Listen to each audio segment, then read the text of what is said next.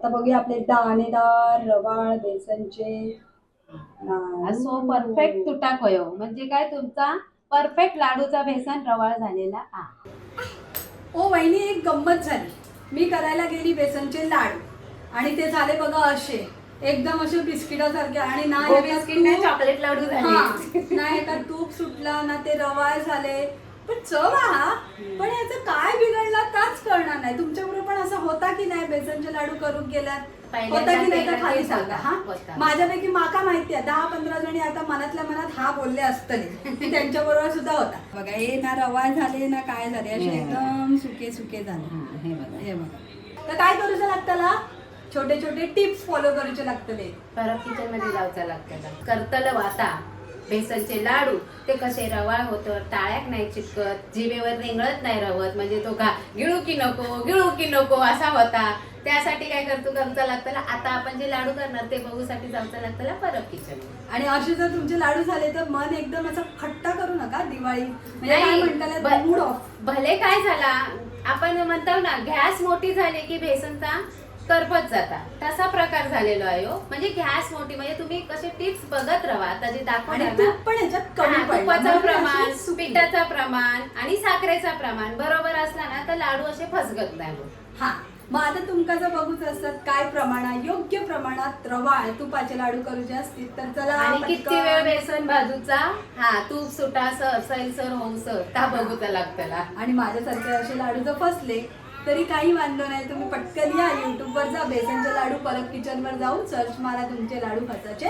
आणि त्याच्यात तू काय टाकलेला तर सांगताय काय मी एक सिक्रेट टाकलंय ज्यांनी रवाळ आधी कलर येतलो ते तुमका बघूच लागतं त्यासाठी पूर्ण व्हिडिओ बघूचा लागतलो. आम्ही चना डाळ 750 ग्राम आणि मूग डाळ 250 ग्राम म्हणजे पाव किलो असं आम्ही ह्या बेसनाचं पीठ तयार केलं. 1 किलो 1 किलोचा प्रमाण आहे. आता मी ह्या अर्धा किलोचे करतोय ह्याच्यासाठी हे 4 वाटी लागतले वाटीच्या प्रमाणे आणि ही 2 वाटी पिठी साखर ह्याच वाटीने 2 वाटी फुल पिठी साखर आणि ह्या 1 वाटी म्हणजे किती 150 ग्राम 150 नाही 230 ग्राम तूप. आता आम्ही कशी चण्याची डाळ थोडी वातूड आणि बादत असता म्हणून त्यात थोडीशी मुगाची डाळ घातली तर लाडू आपले थंड पण पडतात मुगाच्या डाळीमुळे आणि आपल्या पोटात बादत पण नाही. आणि त्याच्यानंतर ह्यो आपलं काजू बदामाची पावडर भरड ही वेलची पूड तुम्हाला आवडत असेल तर घाला. तशी आम्ही भाजून पण घेतलेली आहे.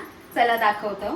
पाऊण किलो ही डाळ आणि ही पाव किलो म्हणजे 1 किलो बेसनचे लाडू करू ही डाळ मी घेतलेली आहे. पाऊण किलो म्हणजे 750 ग्रॅम आणि ही 250 ग्रॅम.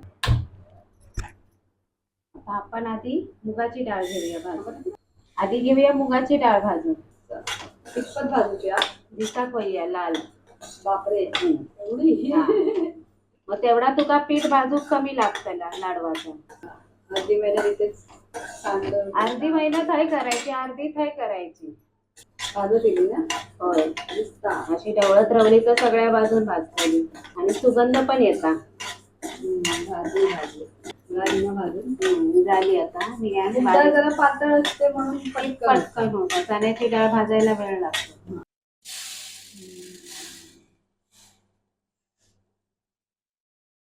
डाळ भाजतेवेळी गॅस मोठीच करायची फक्त पीठ भाजतेवेळी आपल्या गॅसचं प्रमाण काय का कमी जास्त करू शकतो. आता लाकडाचा चमचा घेतला म्हणून स्टीलचा कावीचा घेऊन सगळं तापतं ना. आणि भाजणीचा प्रकार असतात तर लाकडाचा चमचो असा आवर्जून वापरा की त्या स्टीलचा घेऊन नाही चांबडा परतत जातात. लाकडाचा चमच्याने तेवढं त्रास होत नाही आपल्याला. ही पण डाळ भाजून झाली आहे. गॅस बंद करताय. 750 ग्रॅम चना डाळ आणि 250 ग्रॅम मूग डाळ याचे आपण करतो आता कसले लाडू हवायनी बेसनचे लाडू. बेसनचे डाळ भाजून घेतली तरी पण बेसन आपल्याला 20 मिनिटं भाजूचा तरच ते लाडू दाणेदार आणि तुमच्या टाळ्यात चिटकणार नाही. टाळ्यात जाड आणि पसरट अशी कढई घ्यायची जेणेकरून तुमका ढवळूक पण त्रास होणार नाही आणि आपला पेटही वरसून असा उडणार नाही. पहिले 2 चमचे आता मी अर्धा घातलाय अर्धा तूप ठेवलंय. तर सगळा लागतालच आपल्या बेसन मध्ये. त्या तुपामध्ये आपण पूर्ण बेसन घालून घेऊया. चला हाताची कसरत सुरू झालेली आहे म्हणून मगाशी आम्ही टिप मध्ये सांगितलं चमचा लाकडी घ्यायचा. थोडं बेसन आणि कलर बदललं बिस्किट कलर आणि ते तूप सगळं ज्या गुठळ्या होत्या त्या आम्ही सगळ्या मोडून घेतल्या बरोबर 10 मिनिटं आपली ह्या इतपत बेसन भाजून झाला. आता त्याच्यामध्ये थोडं तूप आता हे घालू. सगळं तूप घालून घेऊया. म्हणजे अजूनपर्यंत 150 ग्राम लागला. आता बघूया जास्त लागतं का. आता पुन्हा या गुठळ्या होणार. तर गुठळ्या मोडण्यासाठी मी काय केलंय, तुम्ही हवं तर ग्लास वापरा कारण धग येतलो हातावर. तर मी आपलं असा भानशिरण कढई पकडायची, गॅस मंद आचेवरच आपल्या बेसन आणि ह्या असा गुठळे असे ह्या आपल्या ह्या चमच्याने स्टीलच्या असे मोडून घ्यायचे. हे बघा. परत मी सगळा तूप घातल्यावर असे परत गुठळे झाले. आता हे असे चमच्याने असे मोडायचे. मग हे पातळ पीठ होते. आणि घाबरायचा नाही, गुठळे झाले की तूप आपला जास्त झाला काय झाला ढवळायचा सोडायचा नाही. परफेक्ट 20 मिनिटं घेतलो असतो भाजून बेसन. हे बघा बहिणीचा हात जरा वाईच म्हटलं हाताला आराम. मी करून गेलं. हे बघा आता हे असं अजूनही जरा जरा तूप सुटतात. आणि पिठाला चकाकी येऊक लागली. म्हणजे तूप सुटताना त्याची चकाकी एक येता. तरी पण अजून जरा जरा आहे बघा पातळ होत चाललंय. हे बघा गुठळे मोडले. आणि असा डाळ आपण दळून आणला ना त्यामुळे जरा रवाळ दिसता. रेडीमेड बेसन वापरतात ना तर त्याचे लाडू किती पण बोला पण ते रवा नाही दिसायचे. बघा अजूनही बोलतात ना 20 मिनिटं झाली पूर्ण. अजूनही ह्याची कसरत बाकी आहे. आता थोडं वेळ परत वैनिक कावेल तो तिथं. आता 30 मिनिटाच्या 35 मिनिटाच्या आणि बेसनचा रंग मस्त बदलला. प्रयत्नानंतर जसा आपला व्हाया तसा तूप सोडलाय बघा. आता हे बघून असं वाटतं की पातळ झाला. आता याचे लाडू कसे होतले पण घाबरू नका, होतले बघा. चकाकी पण मस्त आणि तूप सुटलेलं. आता गॅस बंद करायचा आणि कढईतला मिश्रण ताटात एका काढून घ्यायचं. चला आता बॅक टू वहिनी. हा आता एक हात दमलो दुसरो हात पिलो. आता ह्या काय फूड कलर नाही हो. जर अशी हळद घातली ना की तुमका काय लाडू आडूक नाही लागतले. चिमूटभर हळद घातली छान येतो आणि 2 चमचे पाणी. मग तुमच्या बेसनच्या लाडूला अगदी जसं दुकानात गावतात ना मिठाईवाल्याच्या ते. आता हे चमचो काढतंय आणि हे असाच फसफसात व्हाया. आणि बघा एकदम रवा फसफशीत. जसं आपला म्हैसूर पाक करतो ना तर आपण असं पाणी मारून मारून फसफशीत घेऊया. म्हणजे एक प्रकारचा तो बेसन फुलता. आता बघा एकदम दाणेदार दिसतात. जशी आपण डाळ दळून आणली तेव्हा दिसतच होतं. पण आता हे 2 चमचे पाणी चिमूटभर हळदीचं मारलं ना. तुम्ही याच्या जागी दूध सुद्धा शिवारलास तरी चालत 2 चमचे. चला ह्या कढईत ठेवायचा की त्या नाही सांगू. त्या कढईत ना खाली असा मग लालसर होताला करपतला. नाही तर या कढईत ठेवलास तरी चालत पण करपायची शक्यता असता. कढई आपली जाड असा म्हणून ह्या एका ताटात असा पसरवून घ्यायचा.